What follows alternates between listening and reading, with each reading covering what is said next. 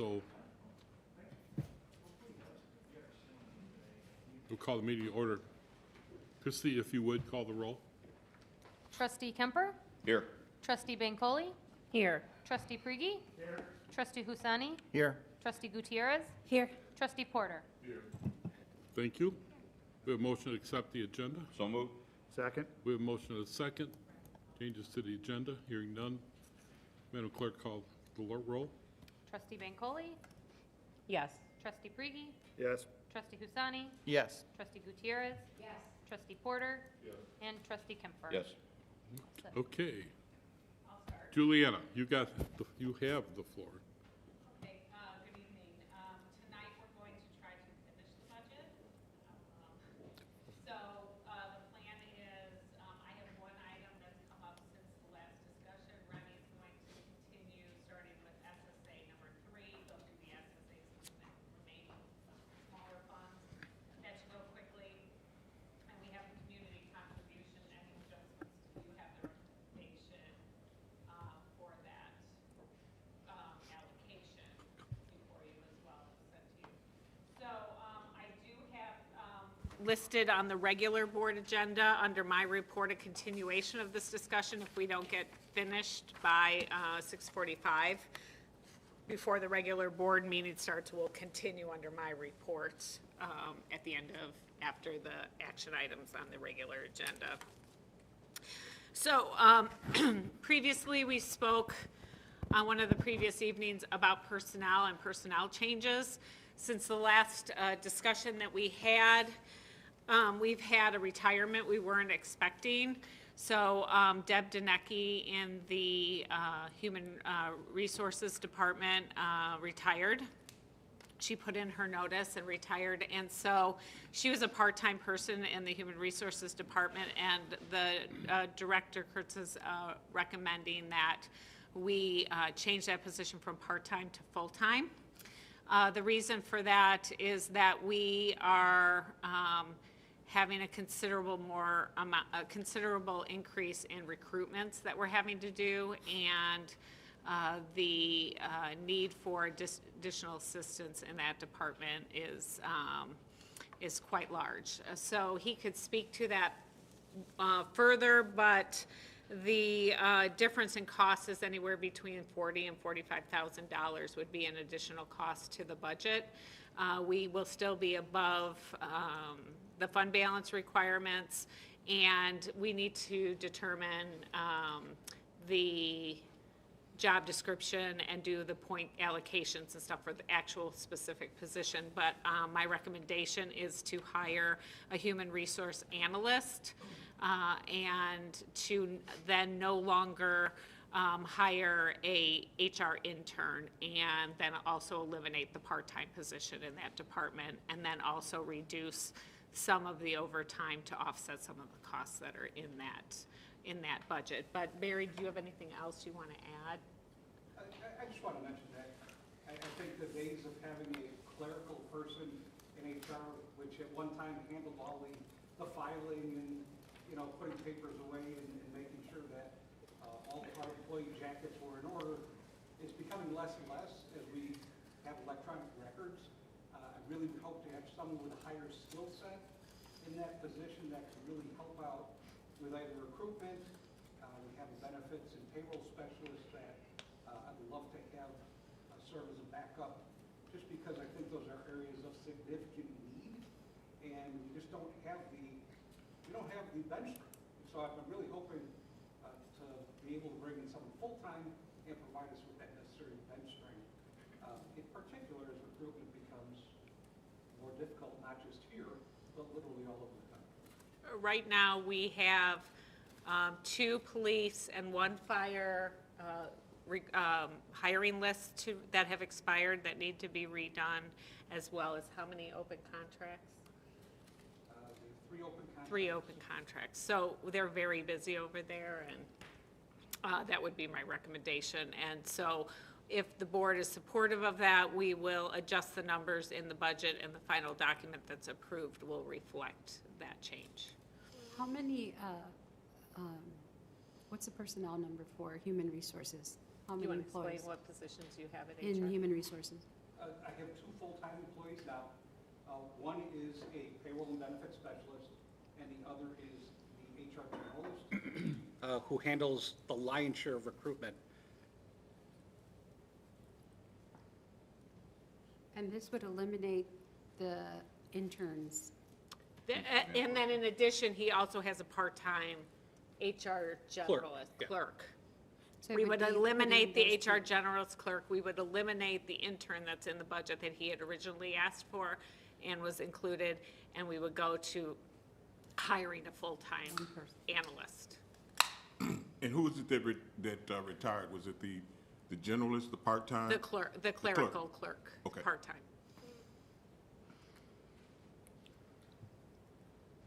Is that okay? Yeah, I'm good with it. Yeah. Yep. Okay. Thank you. Then Remy, do you want to go forward with the remaining funds Yes, that please. have not been addressed yet? Thank you. Good evening.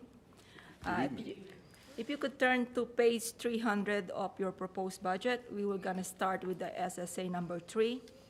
SSA number 3 is the multifamily housing unit located in Astor Avenue. Revenue total is requested is $18,958. As you can see, the property tax levy of $18,938 is a 5% increase from the tax levy requested last year. Expenditures of $21,593, those are the services for the trash and snow removal. So at the end of 2022, we have an ending fund balance of $9,890. Next is page 303 is the SSA number 4, unit located on Mark Thomas and Leslie Lane. The total revenue is $22,350. Expenditures of $32,931. Again, the expenditures are the trash and snow removal services. So at the end of 2022, we have an ending fund balance of $9,031.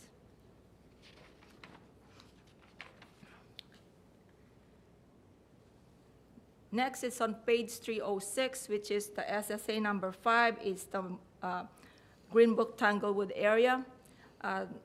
This is what I presented to the budget. For the tax levy, it should be $188,613. But on the last board meeting, the board suggested to increase it, not just 5%, more than 5%. So we're gonna have a public hearing on December 2nd for that. So the request, instead of the $188,616, now will be the total revenue or total levy is $269,223 being requested to levy on the SSA number 5. So along that line, there was some discussion about maybe not holding the public hearing first, but potentially being willing to consider all or a portion of it. I think at one point I heard the recommendation of maybe half of the request. What Remy has done is she's done the notice in the paper for the full amount, so that you have flexibility from the request. No, this is the half of the. Oh, you did do the half. I did the half. This is the half based on what they're presented to us. That And was what the did you direction of the board. what did you advertise in the paper? It's the half of it. It's the half. Okay, Yeah. I'm sorry. We had discussed the full at one point. So based on that, if we're gonna go through with the proposed $269,223 for the revenue for the SSA number 5, the expenditure will also increase because now we're gonna add those requests that he proposed, but I can only add $160,000 of that request. $100,000 for the asphalt removal, $20,000 for the tree replacement, and the $40,000 for the scrub and tree removal, equals to $160,000 extra expenditures. The scrub? What's a scrub? Shrubs. Oh, shrubs. But those were their requests, but I think the board just levies the amount, and they have the flexibility of what to spend it on in those allowable areas, or will the board designate what that money is to be spent for that year. Right, so these are public funds, Correct. and the village would basically expend them like they would any other public funds, which would basically be, if they were gonna give a contract out for someone to do work, they would be the ones that would be the party that would contract with the contractor to do the work. The contractor would have to do it under prevailing wage and everything else. So a representative from the SSA and from the homeowners association is expected to be here for the public hearing and speak to the board. And so at that time, if it's outlined that they would prefer to do one of the other items on that he would present that to the board, and at that time they could make their decision. Okay. Yeah, also keep in mind that this 269,223, we also have to get this, they also have a trust services on a yearly basis, so we're also taking that money amount from this levy. So technically, instead of the 357 that they're requesting, they only can use the 160 to do their projects. And so the items that would not be funded based on they requested, based on your recommendation, were what? Will be the Clubhouse? yes, the clubhouse. Any And then others? $60,000 of that asphalt resurfacing agreement, because they're requesting 160 of that, I can only give $100,000. But they can play with it, either they're gonna use the whole $160,000 for the asphalt and don't do anything for the tree and shrub remover or shrub, then they can do that. Okay. So, like what I just said, their expenditures now increased to $292,157. So at the end of 2022, their ending fund balance will be $68,528. So we can expect to see this every year from the homeowners association, I presume. I'm sorry, I couldn't hear you. Pardon me? I can't hear you. I would, is this thing on? I would expect the homeowners association will be coming back to us every year with a levy similar. What they had presented to us, and that was a 5-year plan. So yes, I would Okay. expect that. So we can expect that, okay. Next, if you turn to 309, which is the MWRD budget, the MWRD, the village enter into 39 years lease with MWRD for the public and recreational use of the ball fields. We still have 31 years remaining on that list.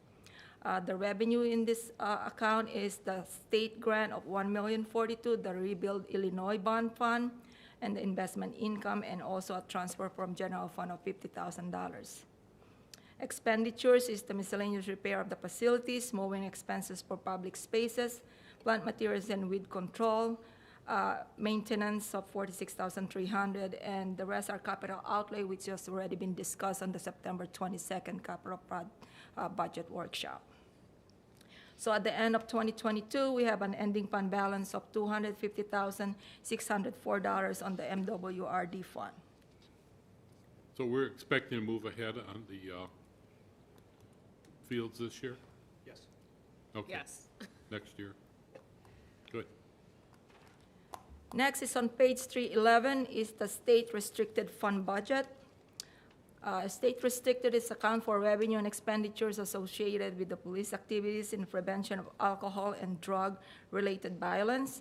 Revenues like DUI fines, drug forfeitures, sex offender fees, and investment income. The expenditures are items directly related to a police enforcement activity for prevention of alcohol and drug-related violence. Expenses are in this budget are armored vehicle maintenance and equipment of $40,000, surveillance van equipment maintenance and repair of $15,000, covert fund of $2,000, beyond the lockout mouthpiece training and certification of $1,300, cannabis impairment test device technology of $15,000, DUI kit and testing supply $1,000, and radar of $1,500, and a transport to general fund for PD vehicle maintenance and tire purchase of $30,000. What are the sex offender fees? They have to register. Go ahead. Go. Any sex offender that resides in a community must report to their police department that they're a registered sex offender, and we keep a list of all of our registered sex offenders. Then they're on the Illinois State Police website. It's public information that anybody can look at. But what is the revenue that we collect? They pay to register? Yes, it's $20 or $25, I'm not sure, I don't have it in front of me here, $20 or $25 annually, a year, to have to register. Okay, so the total of those $25 fees comes up to $665, so we have a few sex offenders in the area. Yeah, we have several. Yeah. Okay. So at the end of 2022, we have an ending fund balance of $156,523 on the state restricted fund. Next is on page 313 is the federal restricted fund. Federal restricted is account for revenues and expenditures associated with the police activities. Revenue is an investment income and illegal drug forfeiture shares of $1,000. This is associated with the department cooperating with federal law enforcement agencies. Expenditures is it's approved item directly related to police enforcement activity with federal law enforcement agencies. Example is Department of Justice. We budgeted $500 for just a placeholder. At the end of 2022, we have an ending fund balance of $14,655 on federal restricted fund. Next is on page 315 is the foreign fire insurance tax. This account, this fund is account restricted to fire department purposes. Total revenue requested is $25,050. Expenditures, the expenditures is to benefit the fire department for miscellaneous supplies, miscellaneous equipment, and other miscellaneous expense, total $30,000. Again, this is a placeholder that we put a budget on. So at the end of 2022, we have a fund balance of $153,530 for foreign fire insurance tax. Does the fire department have any consideration for using some of those dollars this year?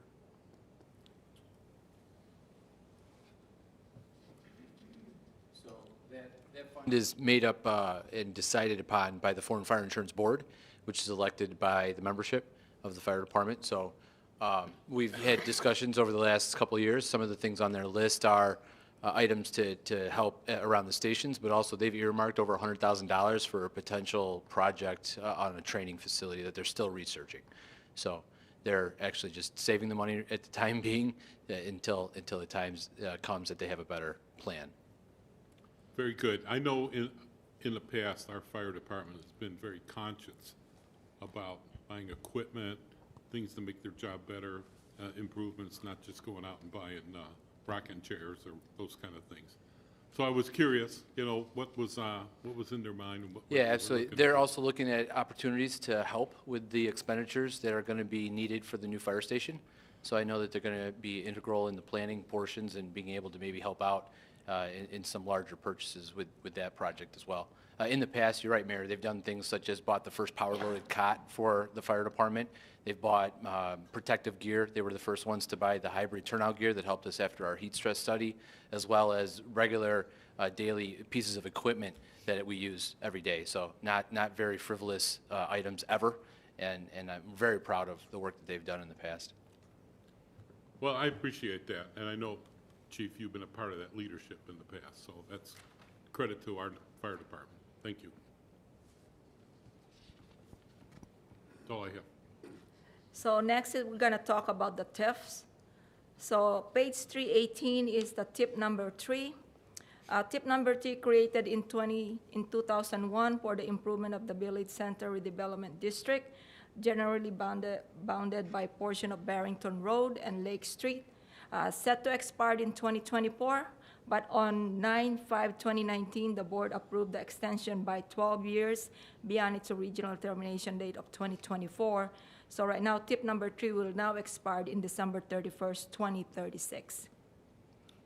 Revenue is the incremental property tax from the tip district. Number 3 for budgeted for $1,870,000 and investment income of $4,000. Expenditures are the planting materials of $8,000 for the new village center, for postage for $1,000, consulting for $415,000, legal services of $150,000. These are all placeholder for future redevelopment. Engineering services, Charts Road and Wetland Detention of $150,000. A special event for the village center of $1,000. The capital outlay for the tip number 3 was already been discussed on the September 22nd capital project budget workshop. So at the end of 2022, ending fund balance for tip number 3 is $6,448,930. So I'm wondering, in the redevelopment portion of this budget for the village center, is there any opportunity for us to extend a business development grant to some of the existing businesses up there to either refurbish or to reimagine or repurpose some of those businesses? And I'm thinking particularly about the Prairie Station Pub. I don't know if there's an opportunity for us to have a private corporate or private community municipality partnership, public-private partnership with them to upgrade that facility. And here's my thinking. We're going to be doing the tree lighting ceremony. We're going to have a lot of different things back in that area where we're inviting people. And I think it would be a great benefit if we had a truly family-oriented type of business, restaurant back there, so that if parents wanted to take their kids for hot chocolate or ice cream or pizza or something, they could go. And right now, that place doesn't lend itself to that type of patronage. So I'm wondering if the owner is amenable to it, but could we possibly develop a business development grant or business improvement grant that we could offer not only to that business, but to some other businesses in the area to help bring them up to meet the image of the village center that we're trying to create in that area? So included in the budget is a facade improvement grant. The guidelines have not been finalized, but the director has indicated that they will be before the beginning of this next fiscal year. The intent of that facade improvement grant is to help those businesses in the TIF district on a sharing basis, similar to what you said, a public-private sharing, in order to upgrade the appearance of the exterior of the buildings. It is not, we don't have a lot of leeway in changing somebody's business plan. We've tried to talk about our Next Level Northwest process for businesses to go through and try to encourage different businesses to take advantage of that. And we can have some conversations, but at least as to the exterior of the building, we have some dollars that can help businesses if needed. One that we were talking about earlier today was we've just received a permit from the building that burned on the south side of the street. They put forward a demolition permit for the small building in front that was on fire, but we are having a meeting internally and then we'll externally about discussions of what will that building look like if that section is torn down, and what are their plans for what that exterior will look like. And I think that that's an opportunity to also, if needed, have a grant process to have something that fits that area. Because if they take that building down, there's no front door. So I think that they're going to have to show us what they're going to do there and what the building's going to look like in the end. I would like to, and I'm glad to hear that we have the facade redevelopment and improvement process in place. But I'm kind of like it with the Field of Dreams. If you build it, they'll come. I think if we made the grant available, or if we announced that we had some type of grant, I'd like to open discussions with the owner of Prairie Station Pub, who's a really nice guy, you know, that's down there, and see if, and maybe they totally reject it and they throw it back in our face. But I think if we had a grant to to offer and say, we would like to help you bring this property and this business up to a certain level, and we're willing to partner with you in doing that, we may get a positive response from him, and they may be willing to partner with us to do that. And then that could become almost not a centerpiece, but an attraction, because right now we don't have an attraction back in the area. That's the Next Level Northwest program, and that we have in place and that we have budgeted for the last 3 years. To have businesses. So, for example, the country style donuts. I'm familiar with went through that. Northwest. Yeah, so I would Next highly Level. suggest that if the owner is amenable to change and improvement and growth, that we encourage him to go through that process. And But would that process include the opportunity for participating in a grant from the village, or would it be what we're normally doing, where Next Level, usually they meet with other like-minded businesses who give them instructions on how to improve their business operation, how to expand, how to do things like that? And so what it would do is the program assigns a coach to that individual. There's input on what this area has changed.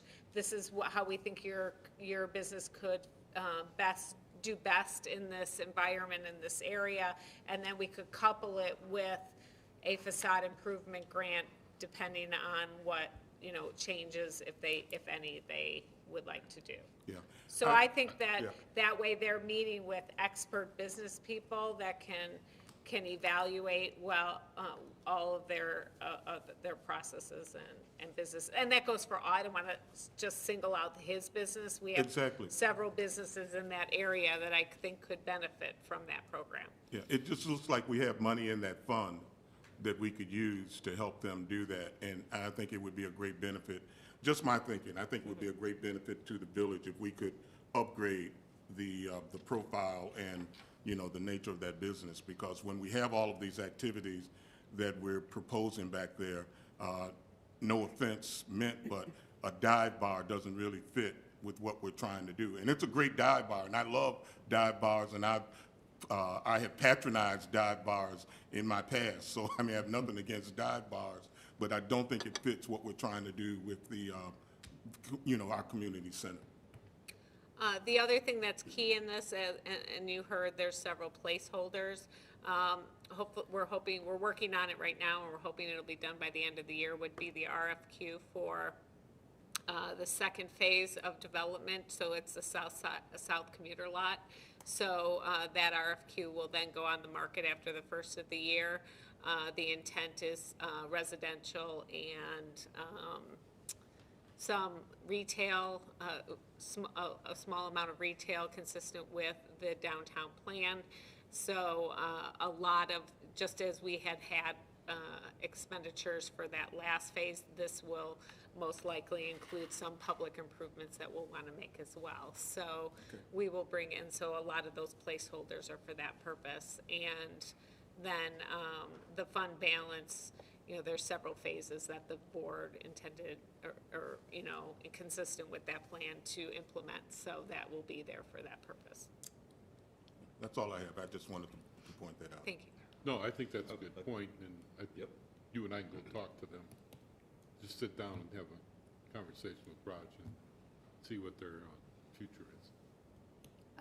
Can I say something from? Oh, please. I'm sorry. From the historical point of view, I know that we've discussed that place because that's our oldest building, built in 1792, if I'm not mistaken, parts of it.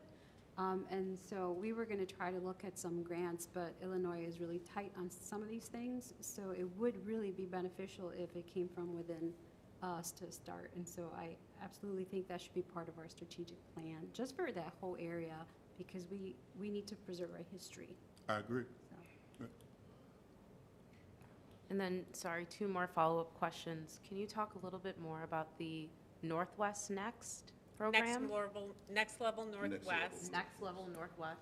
It's a program that was created by several communities, 5 communities together, that is in place with experts in the business. So there's expert coaches from the banking industry, from professors, et cetera, that depending, and there are bilingual coaches as well, that get paired with a business and help them to grow their business so that they can be successful going forward. And so one of our candidates, as I mentioned, was the donut shop that is on Irving Park Road. It's a commitment by the business, and so that's why I think we have a lot of small businesses in town, and so they have to really want to commit to improvement and growth and change and to listening to someone and doing the work behind that. And so it was a 3-year program, and we funded it, and now we've received corporate sponsors for that, so that we don't have anything in our budget to pay out, but we really could benefit by getting some of our businesses to participate. And so some have had several businesses. So for example, Elk Grove Village has had several businesses that have taken advantage of it, and for the most part, they've been small town businesses that have. And their success stories. You'll all be receiving an invitation. I think Sue put it on your calendars for the Next Level Northwest reception that's coming up, and many of those successful businesses that went through the program will be there to make a presentation, as well as to have some casual conversation about their success. So, Thank you. you're welcome. And then my follow-up question was, so the Facade program, just for this specific TIF district, has $100,000. Do we know anything about how often the Facade grant program is used within this TIF or any of the other TIFs that we have in the village? Shubra has been recommending it for the last couple years, and because we've been doing construction in that area, and it hasn't come to the point where we have actually finalized the policy and issued it, but we issued a grant or one or more grants. It's a matching grant, so they would get up to a certain percentage, and then they would match that. And so this year is going to be really important now that streetscape and everything is completed, that as you all would like to see that area continue to improve and be showcased for our community. Okay. As soon as those guidelines are completed, we'll bring them to you. Okay. And the facade improvement takes into consideration the historical nature of those buildings, Sure, so yeah. that it maintains the integrity of the historical We nature? don't have many. I think we have two No, okay. left. Yeah.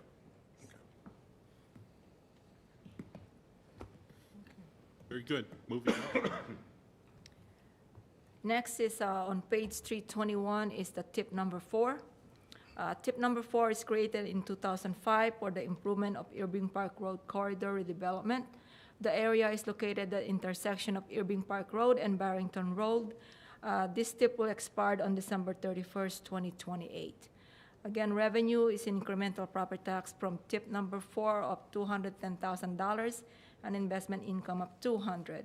Expenditures is a consulting of $10,000, legal services of $10,000, the development agreement of $11,000. Again, these are all placeholder for future redevelopment. Also, on the capital outlay is a facade improvement grant for $50,000, which was again presented on the September 22nd capital budget workshop. At the end of 2022, we have an ending fund balance on tip number 4 of $711,381. And what would some of the redevelopment projects for that TIF area be? Do we know? So that we have redevelopment agreements with both Menards and Harbor Freight. We had always hoped that we would be able to extend the facade, the new facade that went on Harbor Freight, down for the rest of the building with those property owners. That would be the hope of that $50,000 to see that improved. I do know that we have, community development is working with the car wash to expand into the vacant restaurant space next to it. So that will be some redevelopment that's in there, as well as. The car wash is looking to expand? Correct. And then we also have somebody interested in purchasing the vacant property for the village's vacant parcel that's along that corridor as well. And so it doesn't extend over to the Westview area, right? Yeah, are they included in this TIF? No, they are not. Okay. That was a tip that expired a number of years ago. Okay. To where? Westview, the shopping center on The northwest Barrington side Road. of Barrington Road. Oh, where Tony's is? Yeah, Yeah. Oh, no. Yeah, that was TIF 2, Tip 2. and it expired. okay. Thank you. Next is on page 324.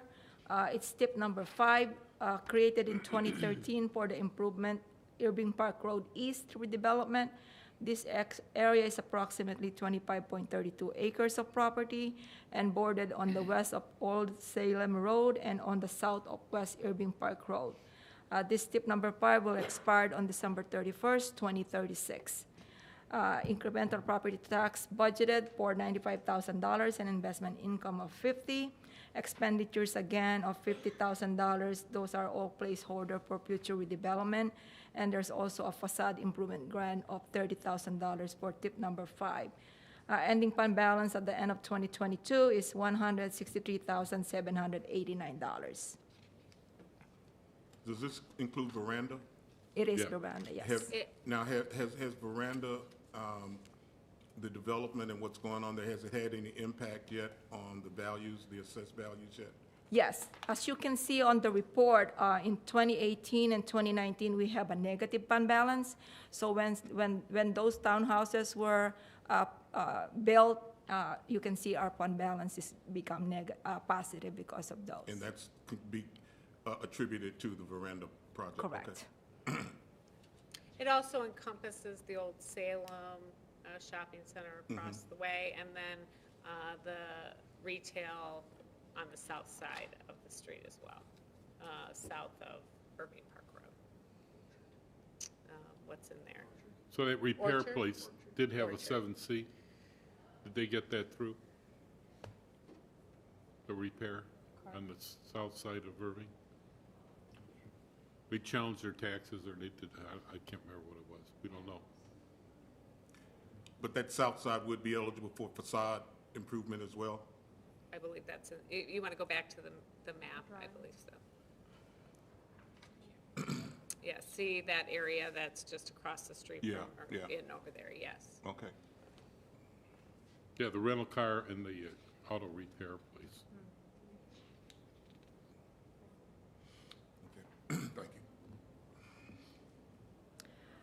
Next, it should be on page 329 is the 2020 GO refunding bond. The GO refunding bond was created in 2020 is to refund the village's outstanding 2011 GO obligation bond for $7 million. This is a refunding bond for 2004. This is used for the construction of the Fire Station number 1.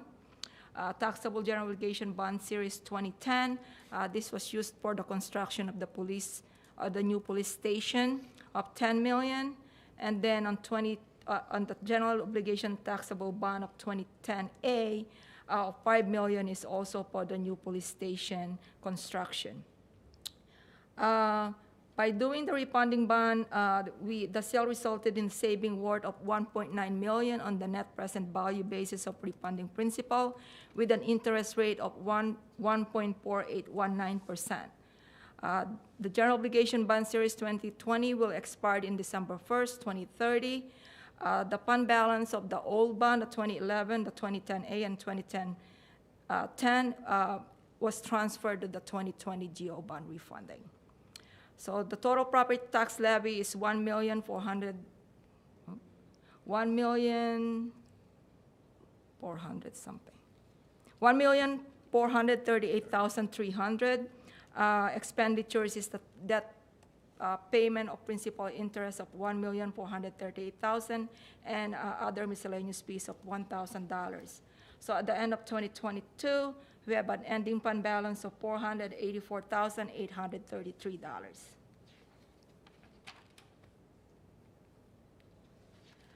Next is on page 343 is the capital project budget. We already discussed this during the September 22nd capital project workshop, but just to bring the board, how can we fund these projects? It's through the transfer of general fund of $8,242,320. That's also including in this transfer is the $6 million for the fire station construction, number 16. Transfer from water and sewer fund of $46,680. That's a 30% contribution for the document management system, costing us for $155,600. Investment income of $500, SCBA funding of $38,012, and the green infrastructure grant opportunities, IEPA grant of $400K. That one is for the West Bank stabilization and FACTS construction. So at the end of 2022, we have an unassigned fund balance of $14,860. The remaining amount, or those are all unrestricted funds, so we cannot use it. Page 386 is the central equipment budget. Again, we already discussed this during our September 22nd capital budget workshop. But just to let the board know that the revenue is coming from the general fund of $1,029,714, and water and sewer of $270,487, and investment income of $2,500. At the end of 2022, we have an unrestricted fund balance of $6,906,530. Page Remy? 3, yes. Sorry.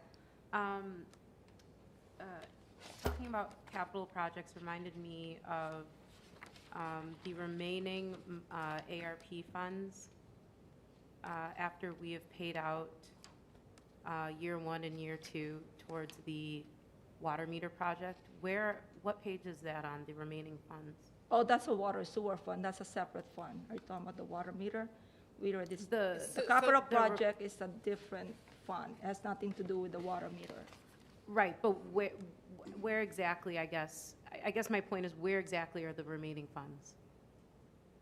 There are in water sewer fund. It's within that fund? Within that fund, yes. Okay. So did we, and forgive me, did we vote on 100% of those funds to go to the water and sewer fund? So we've had the discussion several times here over the course of receiving them. The actual action of the board would be the approval of the budget. The approval of this budget? Correct. Okay. So if the remaining ARP funds are currently fall within the water and sewer fund, that is something that is a recommendation? Currently, it's being applied if it were to be removed and spent somewhere else or for some other purpose, you would have a larger deficit in the water and sewer fund. So it's helping your deficit and the large expenditures in the water fund right now. Right, but it was placed there as a recommendation. Right, the whole budget is a recommendation, yes. Right, but Yes. but those specific remaining funds were placed there as a recommendation. It's not something we have voted on just Yes. yet. So the entire budget is a recommendation. You are able to change it. You will be asked to approve it at the next meeting. Next meeting, or the December public, 2nd. the December 2nd meeting. I understand. So if you would like, I guess what I'm saying is, that's my recommendation to you, to leave it in the water fund and help offset the costs that are in the water fund. If the board wishes to do something or make a change, then you can do that. You can have that discussion and determine that that's what you would like to do. Thank you for clarifying.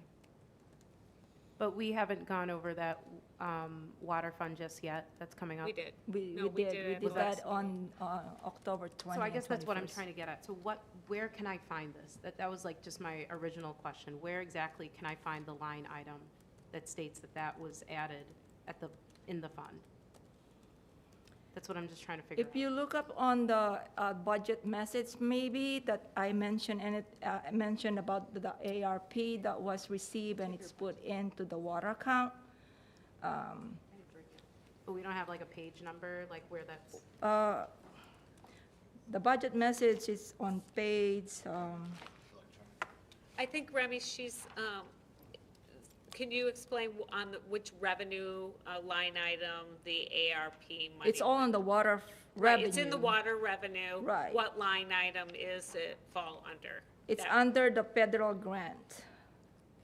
So can you point out what page that's That will on? be on page 348. great, thank you.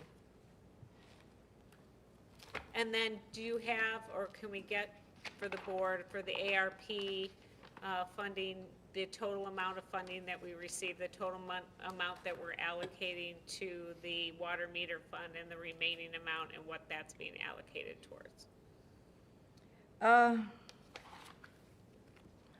340. And if you don't have it right now. Well, it's in there that we received the first installment of 240 Just something. the total. I know, the total of oh, those two is 50%, so it's 5 million something.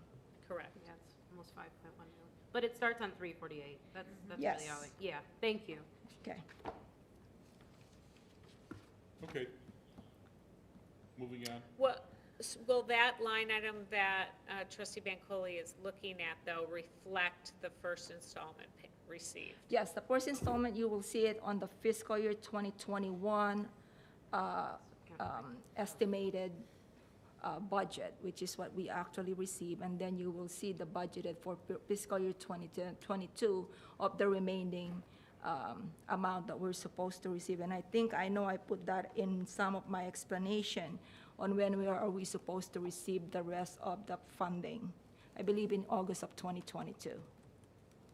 You think you put it in the summary? Yes, Okay, thank you. okay. Are we okay? Yes. Yeah, let's move on. Thank you. Next is on 388, page 388 is the IT equipment replacement. Again, we also discussed this during our September 22nd capital project.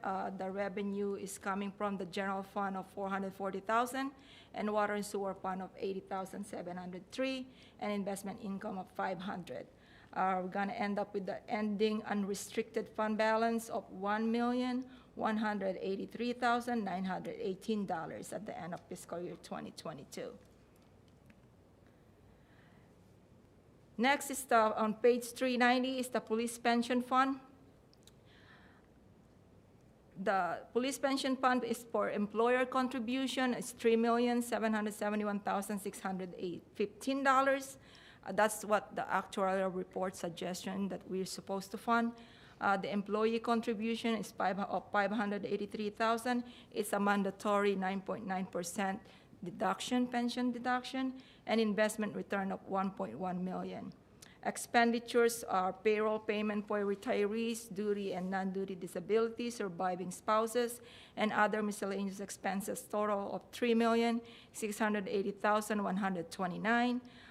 So at the end of 2022, we have an ending net position of $42,761,495. As you can see on my report, at the end of December 31st, 2020, we are 56.68% funded for the police pension. And that's transferring statewide soon? Police pension, we have to transfer the asset by July of 2022, and I think police will be somewhere also in 2022 or end of 2022. Police and fire at the same time? Police will start first. I mean, fire will start first. We are actually right now receiving some instruction on when to submit the asset to the consolidated fire pension. And then Yeah. that fund will dictate to us what we, Pardon me? That fund will then dictate to us what we need to pay? They will gonna provide us with an actuary, but they also suggesting that we keep our own actuarial report because some pension like we didn't follow the 2040 90% funding. We keep the 2033 100% funding. And I believe for this new consolidated that they're gonna ask to extend again to 50 years or 90% funding. So it's up, so they will gonna provide us with the actuarial report, and we can also use the Department of Insurance actuarial report, but they suggested to keep your own actuarial report if you wanna keep your funding instead of following the extended 2050 funding of 90%. They will tell us what the minimum requirement is. We can do better, and which is what we've been doing, and we can continue to do that.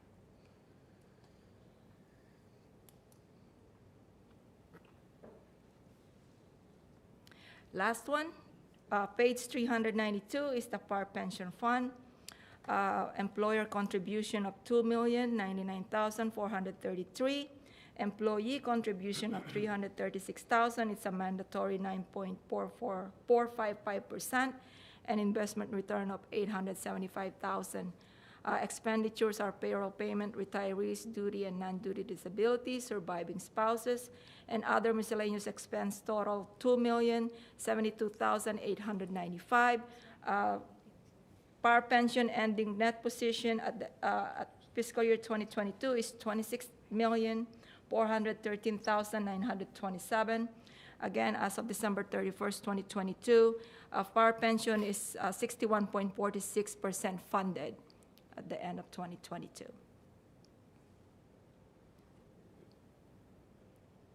Any question? And was that your last fund? That's my last one. Wow, awesome. Okay, so then the next, we have about 15 minutes. We can start the discussion.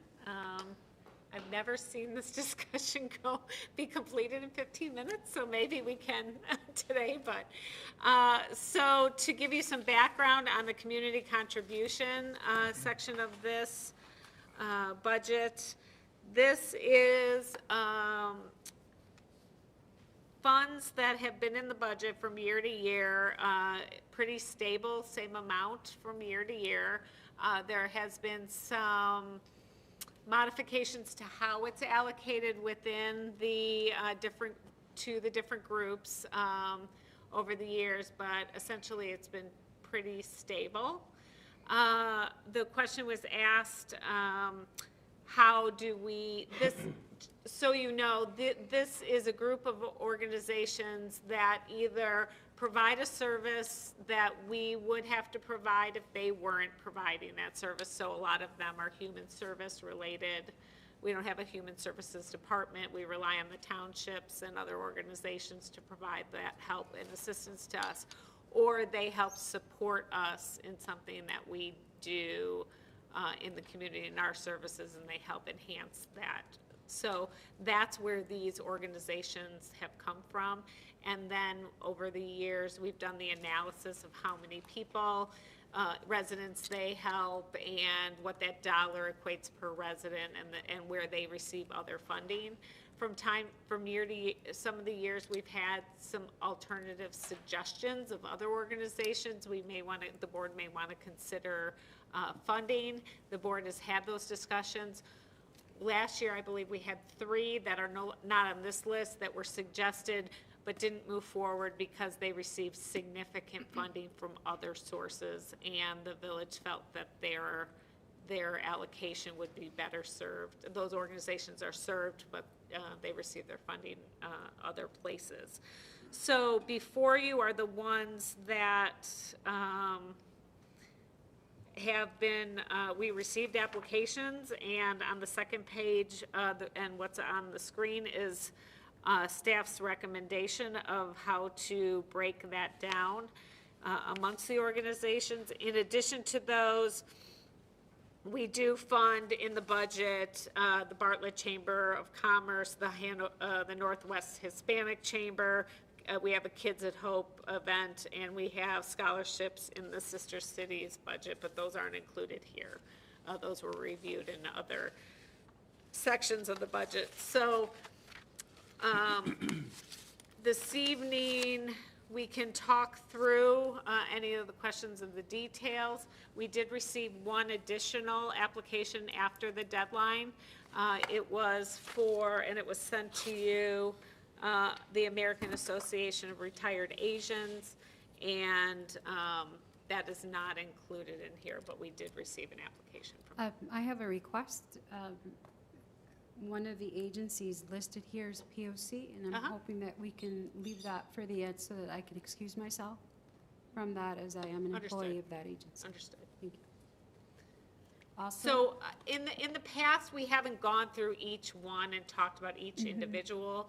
I presented to you, and if there's any changes, the board usually makes some comments. And at the end, if the board is giving their, at least their approval, not in a formal vote of this breakdown and to include in the budget, then you could just recuse yourself from that vote.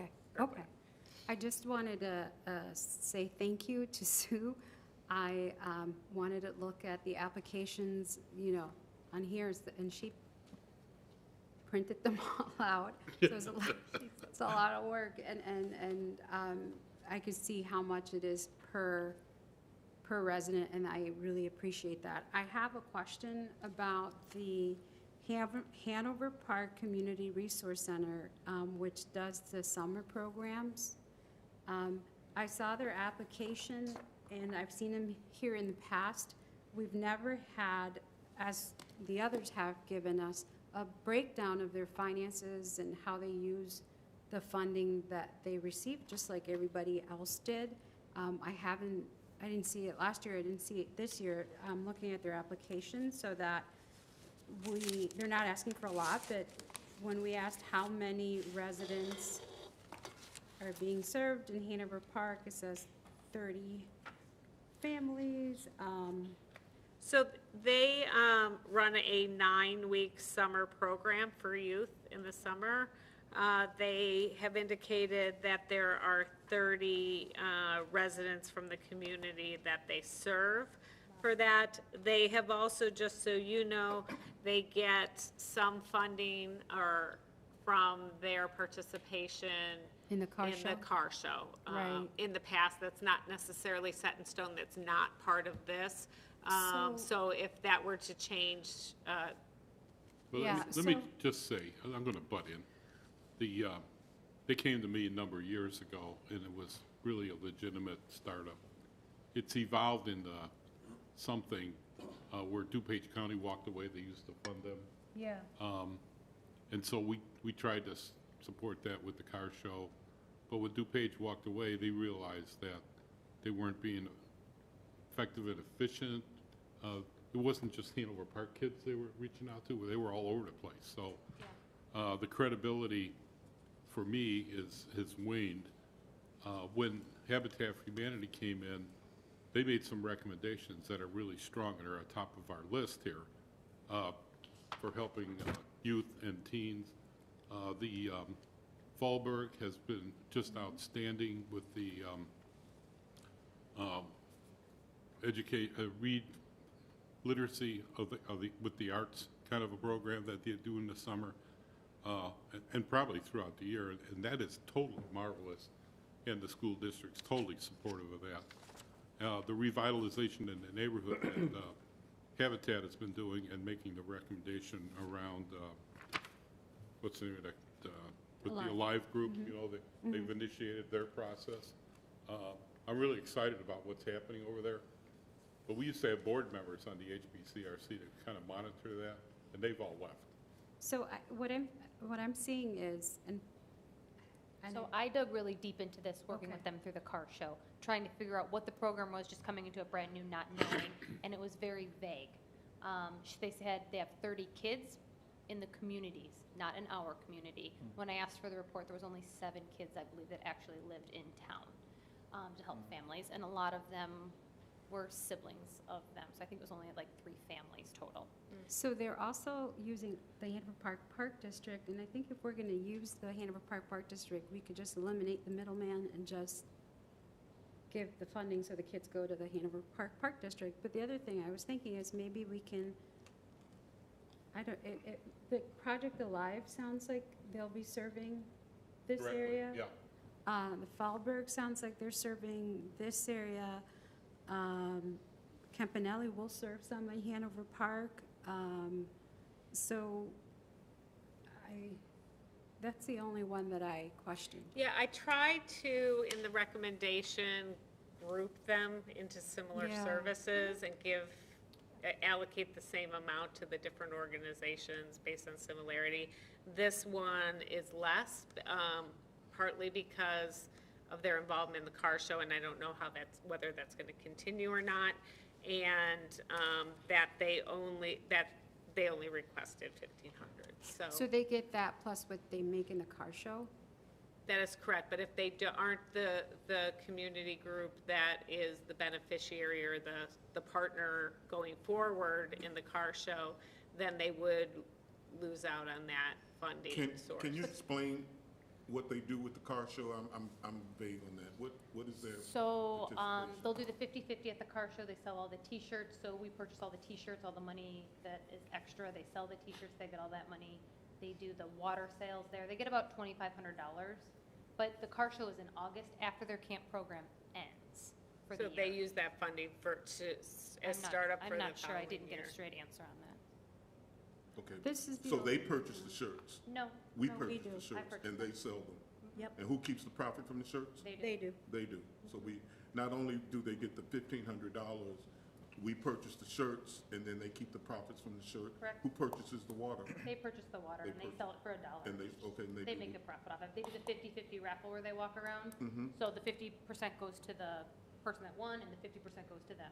So they I get- think in the past, and I don't know how it was with this year, but they provided manpower volunteers to help that event be Four volunteers. historically. And they used to go to other car shows and distribute the literature, and that was, I don't think they've done You that took in the that last, over. huh? You took that over. Oh, I personally Mayor took it takes over that over, because yeah. they weren't doing it, so. What literature, like the announcements? Inviting people to. Oh, car yeah, show. that was the mayor and I who did Yeah, that. And as yeah. far as volunteers, it was most of the was- folks sitting here. Yeah, it was the board members and they only had 4 people, 2 Right. adults, and then the other 2 were children. So I feel like this is something that, yeah, if it's only 7 kids, of which 3 are their own family members, then maybe if there's something off there that I would, And you have the ability, I don't So know, I don't feel I don't comfortable have with a lot of contact, Yeah, that's any why. contact with them. right, that's exactly Um, why. It's been mostly through the clerk's office Yeah, that, and I've that tried contact has to go been there. visit them, to ask them to But do you don't things. you can reallocate that funding to I somewhere else. would like to reallocate this funding, but I don't know what the rest of the board says. The only other one that all these places here that you have are amazing. Let me just tell you, they amazing groups. They do great work. The only one was the new one that came in, the American Association of Retired Asians, and I wonder, so this is for Hanover Park, and I'm looking at the DuPage Senior Citizens Council, is there duplicity, et cetera? I don't know if maybe they become what the HPCRC was gonna get, and maybe every year there's a different one, I don't know. But that's just what I was wondering, if there's duplicity there. I'd like to speak to the support to the Asian community, because for almost as long as I've been mayor, I've been very close with MAFS. I happen to bring their booklet with. They're very detailed. They've not really asked us for money, but since I've been involved with them, they reach out to the seniors, and they're very involved with the state and assisting senior Asians. And I'm speaking to some that Syed probably could speak to more easily. But I've been with them for a number of years. I've been recognized more than once with our support, but it's personal. I mean, they've not asked us for money, yet they want to open a resource center in Hanover Park to help the Asian community. And it's principally the senior community, and they do that equitably across all boundaries that, I don't know, I'm And they saying it actually right. spend Are the you- money can you in back me Hanover up Park. on some of that? They actually spend the money in Hanover Park too. They pick restaurants in Hanover Park to support that. I had a question for Juliana, but Something smells like it's burning. Something smells like they're burning or cooking. So while I respect the request on the Asian retired one, I think we really have that covered through this organization. yeah. Do I know? Through DuPage? So you're saying you are in support, I'm saying what? you are in support of their request? I think we've got that area covered across the board with, I don't know. You got the DuPage Senior Citizens Council. You have got the DuPage Hanover seniors, you Township. have Hanover, you Hanover have Township. Schaumburg. Yeah, we try to hit each township equitably, and then we've got, Hanover Township Aging Services is amazing, so I wonder if there's maybe some way that we can get them to collaborate as well, or if it's the HPCRC that we were funding instead fund this, I don't know. I think we're good. Simon. I think we're good on the Asian front. That's what I'm saying. What do you think, I'm Sam? good with that. They do a lot of great work with seniors, and they try to spend the money in Hanover Park, what I have seen so far. They pick a restaurant, they get together.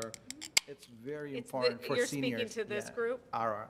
Okay. And it's very important for seniors to get out of their homes, find a reason to just have social network. Otherwise, depression is the biggest cause for, having that seniors not having that social life. So I really support that. So my question to you, Juliana, was on actually Little City Foundation.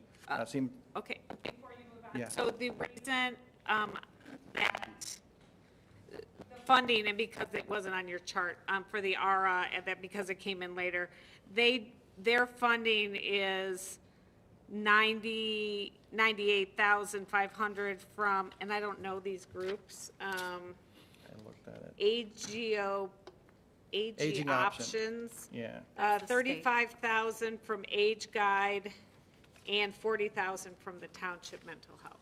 That's So- that was something of concern for me as I looked at all of them. So they're getting really great funding, which means that they are important. However, when I look at what it's for, and this is very important to me too, but it's to fulfill emotional, social, and physical well-being of its older adults. It's long gone underserved due to various cultural, dietary, and linguistic barriers preventing access to public and private resources. ARA strives to overcome these barriers by providing culturally and linguistically compatible services and assistance to older adults. That also points out to me that at our township levels, at our county levels, we're failing them. Or what? Because this is what they're trying to fill a need. And their need is, with this money, they would work to serve the South Asian American community to fulfill the emotional, social, and physical well-being of its older adults, because it's been ignored and underserved due to various cultural, dietary, and linguistic barriers.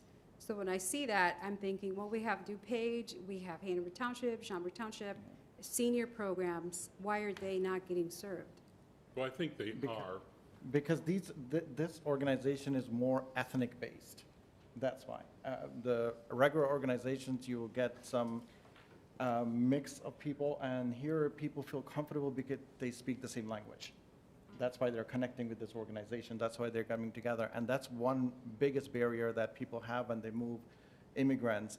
Language is the barrier. And that's what they're working on, to bring these seniors who are not connecting anywhere else. All the organizations that you're mentioning, they connect with this organization. So this organization that, I don't know if they're written up, we didn't write them up, at the MAFS. No, the that's a different Metropolitan organization. Asian Family Services. Was that me? We did not receive an That's a application. different. So we didn't, but they're doing a great job for us. Yeah. So they're not on a list because they're not looking for contributions, but their contributions they receive are exceptional. So this new one we have, I'm trying to say is, I think we've got it covered through the MAFS. So can I make a suggestion that we continue this under my report? We have swearing in, we have a lot of families that are Okay. sitting Oh. outside All right. and would like to come in. Yes, of If we could take the next 10 minutes and let them come I in think and we're then really continue. close on closing this out, are we not? No. Are we okay? No. I have many questions. You have many questions? Yes. Is All there right, so- something burning?